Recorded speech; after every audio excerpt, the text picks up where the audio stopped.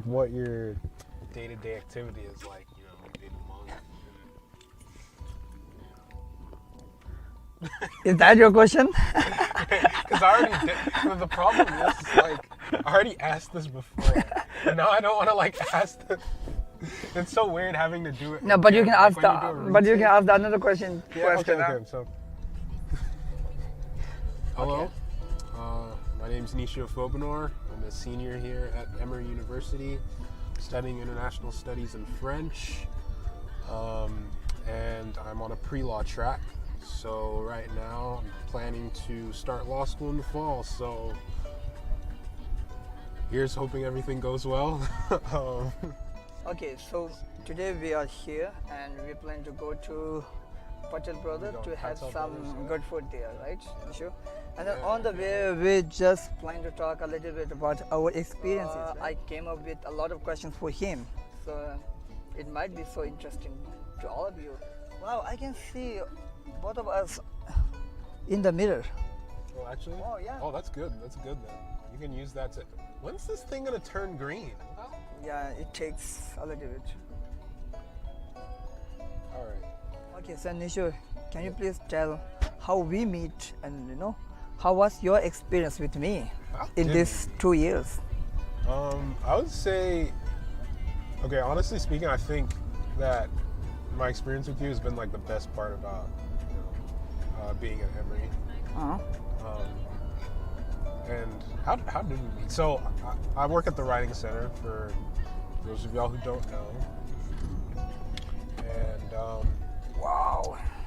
as part of the Writing Center, a lot of tutors work with the monastic scholars that arrive at Emory. So because the Dalai Lama is a distinguished professor at Emory, Emory like sends, or Tibetan, Emory has this like Tibetan Science Initiative program where they send like a cohort of different monastic scholars to come study at Emory for 2 years. And then after they study at Emory, they can go back and, teach other monks. And so as part of that, I decided to sign up for that program. And, as part of that program, I had the opportunity to work with certain monks. And the monk I got to work with was you. Obviously, Lobzang Gyalsen. And yeah, I mean, I absolutely love the experience, got to learn a lot about, Tibetan culture. I got to meet a lot of people, got to meet some other cool monastic scholars like Kalsung, who I met at your birthday party, which was really nice, by the way. Oh, so it's been an incredible experience. Yeah, in our school we have a program called Writing Center, right? Is that a program called Writing Center? It's the Writing Center. Yeah. So we have like, I don't know how many tutors we even have. We have a lot of tutors. We help in all stages of writing, whether you're just brainstorming or whether you're, revising your work. You need help like proofreading stuff. And, we help with all of that. Sentence syntax, sentence structure. And we help like all different modes of writers. So that's been a really pivotal part of my experience here at Emory, especially working with like writers from so many academic disciplines. Like I've been working with like a lot of writers from sociology, ranging from sociology majors to language majors, because I also tutor in French as well. So I got a lot of people coming to the Writing Center for help with like their French assignments and stuff, which has been really nice. Yeah, my experience with him was incredible, So I started when we started our session. I don't remember exactly. Last year, well. It has been 2 semesters or 1 January. semester? It's been I 3 guess semesters. 3 semesters, yeah. We have been together for 3 semesters, and he is tutoring me since 2021, right? Yeah. Yeah, and then we have been together, and our 2022. Yeah, so my time with him was very memorable, and I've learned a lot from him. Yeah. So here I have some questions for you, Nishu. All right, let's get started. let's get started. Then I guess you will get to know a lot about the Emory students, how they experience the life, and then how they handle the situations in a school. So we are going to talk a lot more about as a student in Emory. So Nishu, tell me about a time when you disagree with someone you were working with, and how did you resolve it? Oh God, I don't know if there's like a specific moment in time that I can really just think of right now, but in general, yeah. like usually, I mean, I've disagreed with a lot of people on a lot of stuff, but usually what happens is like, I'm like kind of more chill about, disagreeing with people, in the sense of like I expect that I won't always share the same opinion as someone else, and that's just part of life sometimes. Like, people disagree, Yeah. I mean, married couples fight all the time. Yeah, you are right. And a lot of them last. So, that's just part of life, and it's just part of like navigating the world we live in. I disagree with my friends on, a lot of my closest friends actually, like we became friends, like even in high school. A lot of my closest friends became friends because of like just debating things, arguing about sports. Then how do you resolve it? How to resolve it? Well, I stick with my opinion, and then the other person sticks with their opinion. That's how we resolve it. Oh, that's so funny. That's what happens. Okay. But I guess like maybe on more serious issues, I am like more understanding of like, there's certain issues that like, that are difficult to discuss, and like, where opinions can be very, what even is the word? Opinions can be very like controversial. And like when I'm coming from that angle, I try to like understand the other side as much as possible. So, like if I disagree, like I'll explain like why I disagree, why I view things a certain way. I'm not gonna, automatically shut someone down because of their opinion or something like that. I feel like we live in a world right now where sometimes once you hear someone say something that you disagree with, like you automatically just want to tune them out. But I think it's important to like have conversations, like we're all human at the end of the day. So conversation is the key, right? Conversation is key. Conversation is always. Yeah. So when I disagree with some of my friends, usually I prefer to give some space to each other, Yeah. So give a time, to think.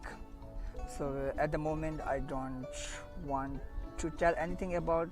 I don't want to, talk about the situations right away, and just give some moment, give some time to each other, to think about that, and then later after some days, then you can just talk about that and what happens, because at the moment when we both are in awkward situations, so I don't think that is the right moment to talk about our issues, so just give them a time and think about, and then later we can come together and just talk about that, and then apologize if you've done wrong, and then sometimes if you don't want to apologize vocally, but inside yourself you can just forgive them or forgive yourself.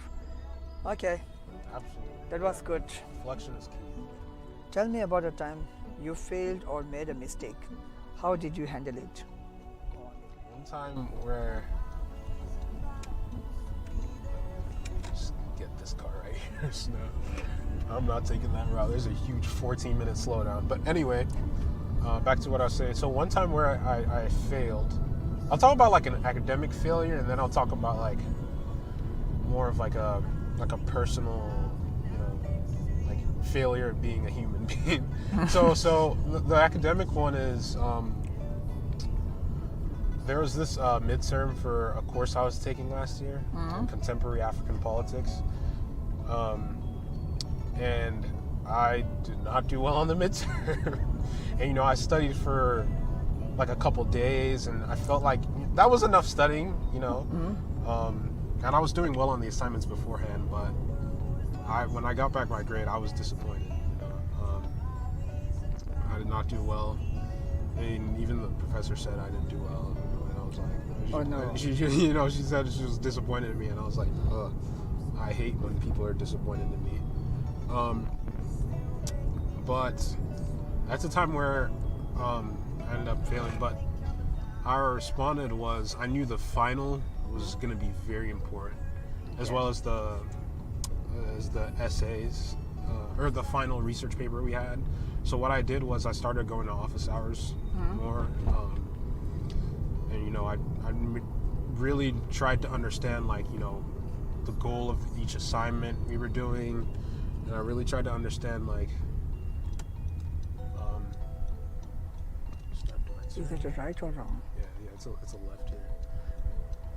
I really tried to, I went to office hours. I really talked with the professor, and we found ways to, formulate my research question for the research paper. I found good studying strategies, and going to office hours helped me focus on what the final was going to be on. And just also seeing other people, because in office hours you get to see what other people are asking too, and that can also be helpful to understanding what you need to study for as well. So and I ended up studying longer for the exam too, which paid off. I ended up studying 2 weeks in advance for it. So and I crushed it and I did well. So I rebounded, I came back stronger. But yeah, I guess a little point is you just if you're not doing well enough, you don't succeed, try again and try harder. Put that effort in. Because professors do understand that it can be tough out there. Yeah. So talking to professors can also help you engage with the material a lot better. In terms of a personal failure, so one time recently a friend actually came up to me and he wanted to talk with me, and he was really going through a difficult time period, emotionally and mentally, and I sort of told him that I wish I could talk right now, but I'm too busy, and I sort of neglected him. And that wasn't my intention at the time, but after a while, I slept on it, and I didn't feel, and after I slept on it and reflected on it, I didn't feel too good about my actions at that moment. Yeah. And I felt that I could have been way more supportive. Because it's you never know what someone's going through, and if that was me and I came up to someone and was I'm really struggling with this, and I need some help, I would have liked someone to help me, and I would have liked someone to be there for me. And the thing is, I think I was also the only person that he could come to and ask for help in that circumstance, and I felt that I did not I just did not handle that situation well at all. I handled it very poorly. So the next day I was I came up to him, I was sorry for how I handled the situation, and let's get lunch sometime. And I took him out to lunch, and we talked a lot of things. We talked about just navigating life as a youth, and focusing on mental health, and trying to think positively about situations. And I told him I was also honest with him. I was I can't always be there for you, but I'll try my best to be there. And if I see you're struggling with something, I'll. So is he okay right now? He's doing better. I think he's doing better. Okay. So what do you think the students should talk to others when they are going through some rough situations? Is it good to talk others, or what do you think as a student? I think it's always nice to have someone. I mean, personally, it might look like it, but I'm really not even the most social person ever. I have massive social anxiety, so I wouldn't always talk. I mean, I usually keep things in, and and then like I just sort of pretend that like everything's going well or something. And I just like brush it off or whatever. Well, I guess many of us do that same thing. Yeah. I mean, that sort of works for some people, right? Like some people are like fine like that, but I mean that's not always the best scenario. And like once again, like we're humans, like we need interaction. Like at least we need like a certain level of interaction. Like we need someone there for us, and it's. And I'll talk to them about certain stuff that I'm struggling with. General, so why? What do you think the cause of being a social anxiety? I think it's different for everyone. Like, I mean, for my situation is like it's different. Okay. So like, other people it might be something. Other people it might be like, they don't like a certain, they don't like the way they look. They're not fully confident in themselves. It might be like a health issue or something like that. Oh yeah. And like it could be so many things, so many things. Or like they're used to like being rejected. They don't have like a stable family, stuff like that. There's a variety of reasons why people have like, why people struggle with anxiety. Mm-hmm. So I can't like speak for everyone. Oh yeah, you're right. Okay, let's talk about what is your ideal work environment. Ideal work environment. God, can I get this thing to recenter? God, I don't know what happened in the GPS. Well, we are 5 minutes away. Actually, I guess we are on the right. Yeah, because it's supposed to like rotate, right? Yeah, recenter it. Did you do that? It never rotate. If I recenter, it's supposed to rotate. I figured it out. It's cool. But yeah, what were we talking about? We are talking. Oh, the question is, what is your ideal work environment? Ideal work environment is a very quiet place. Not extremely quiet. Maybe background stuff here and there, but quiet. And lots of space, but like not too many people. So like, I absolutely despise going to Libs to study. Well, for one, even trying to find like a free or like available seat or free space to study takes you like 30 minutes just to find like a good space to study. And that's already wasted like that's wasted 30 minutes I could have spent studying like 2 pages worth of notes. I spent it looking for somewhere to sit down and study. But usually I'll go to like Rollins. I don't know if you know Rollins Public Health, but there's a lot of Rollins in Emory, Their building is so nice. But when you cross the bridge, like when you I don't know if you've ever crossed the bridge.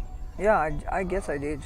And you see like the train tracks and colleges. Usually I got confused, So today one of my friends, he told me to come near to the Rollins building. Yeah. And I was just confused, There are a lot of Rollins. Yeah, but this one's like Rollins School of Public Health. It's right next to the nursing school. Right? Yeah. So that is the place where you I go like to go the most? It's quiet, it's a pretty spot to study. And there's a lot of accessible rooms. Like if you go up to like the 7th floor, right? You'll find like a free open room that's non-occupied. No one ever uses it, and I always go there. But as we're doing this video, someone's gonna figure that out soon and steal my study spot. So. Oh no! I don't. Hopefully that doesn't happen. We can request them, There's plenty of rooms there. Yeah. Oh yeah. You'll always find space there, but that's where I go to study. So everybody has access to go there, right? Everyone, yeah. If you're an Emory student. Okay. Don't steal the place of Nishu. Yeah, don't steal. This is very secret, that's my spot. Like, I mean, yeah, that's my spot. Do you prefer to work independently or work as a team? I prefer to work independently. Well, actually, let me say it depends. It depends on the situation. Like if I know it, what I'm doing, and I know everything about the project and the class, then I prefer to work independently. So, you know, someone will assign me, you know, we'll each have our own tasks, assign me my own tasks, you do your work, I'll do my own share of the, you know, of the project, you do your own share of the project, and, you know, we'll all get along greatly.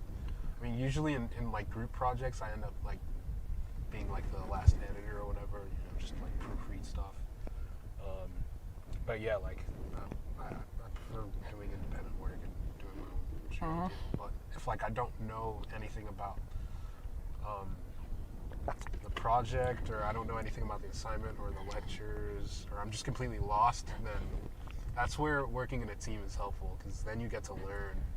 Because like a lot of times in class, like it's hard to like learn, especially in like fast-paced classes, or like courses dealing with like programming or coding. Those courses are like really difficult to like learn and you know, engage with the material within like the allocated time for class. So like working in group projects is always helpful in those sorts of classes, because you know, you get to learn from other people, because there's always someone that like knows what's going on.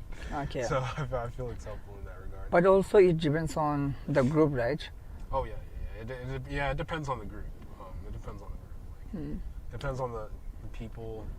Oh, it depends on the people. Yeah, well, sure. And, you know, as long as like everyone's like willing to learn and like willing to, you know, set like, all right, you know, I'll do this part, you know, I'll do this portion, this, you know, tell me what to do and I'll do it. If everyone can get on the same page and is like willing to learn and not like slack off or be lazy or anything, then like group projects are great. So have you ever missed a deadline? Why, and what was the outcome? Plenty of times. Plenty of times. Actually missed a... Because I missed a deadline. When? Not just one, you know. Often I miss the deadline. Yeah, Does it happen to you too? Yeah, I miss deadlines so many. I used to be like really good at missing deadlines. I think maybe... I used to be like really on top of my work. Recently I'm kind of slacked off. I think it's senioritis, you know, typical last semester in college. I mean, you're thinking about like a lot of things as well. But I actually missed one for the finance course that I'm in. The truth is, like, I didn't know. I ended up not going to class because I didn't feel too well. And then I couldn't go to office hours because office hours conflicted with like another appointment that I had, and the assignment was due like the next day, and it was going to be on like what was covered in the lecture that I missed. So like when I figured I couldn't go to office hours, I just gave up. I was like, you know what, like I'll go to office hours tomorrow. I won't submit it on time. I'll go to office hours tomorrow, and then we'll see what we can do. So I went to office hours the next day. You know, I got some help, got some feedback, and then I submitted the assignment for a late grade. So yeah, moral of the story: when you can't meet the deadline, just give up. And for me, you know, why I missed the deadline, because you know, if I don't understand the things properly, you know, so there is a highly chances that I will miss the deadlines, you know, because I'm not willing to do it again because I can't understand anything. Oh yeah. No, many of the times I miss the deadline because of that reason, that reason.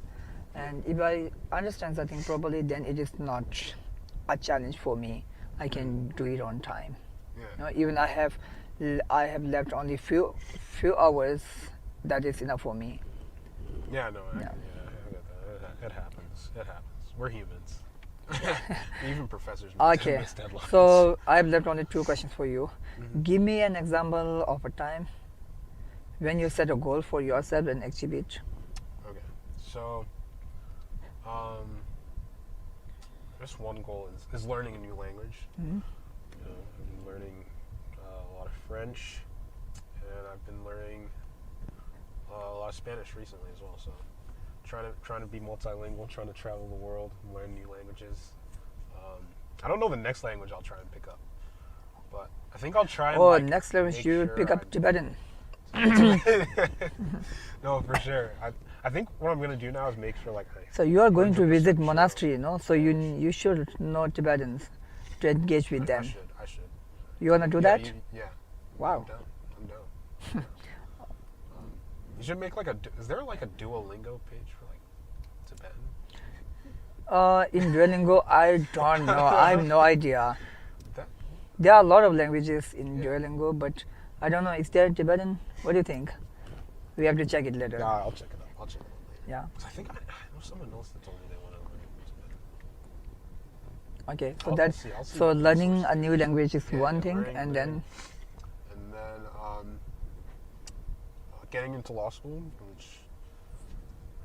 which I've done, and that's been a goal of mine since high school. So, very proud. Put in that work, and we'll see where it goes. wow. I'm glad I can accomplish some of my goals at least. If I combine your goals, it seems like you want to be a polyglot lawyer, right? Well, yeah, basically. Yeah, couldn't have said it any better. Okay, so last question. So after your graduation, you are going to do your master degrees, and then you are looking forward to do PhD, right? If there is a time. Like a JD, yeah. JD, okay, sorry, not PhD, JD. So, what else you wanna do in your life except of being a lawyer?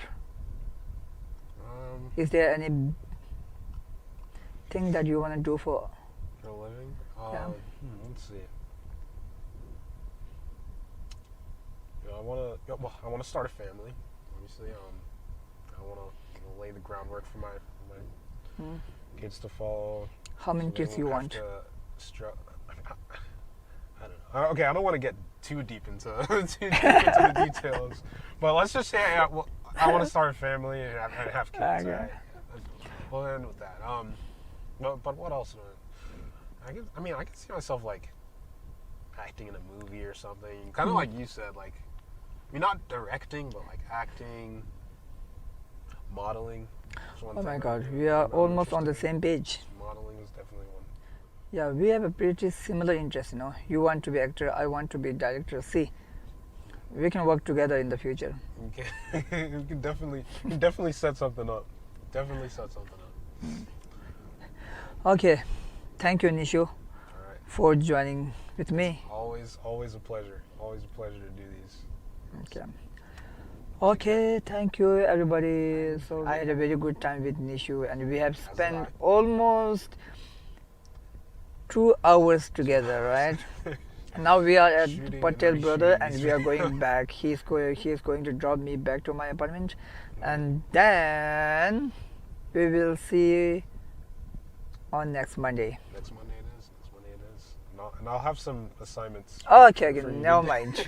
Never mind. It is not on next Monday. All right. Okay, bye.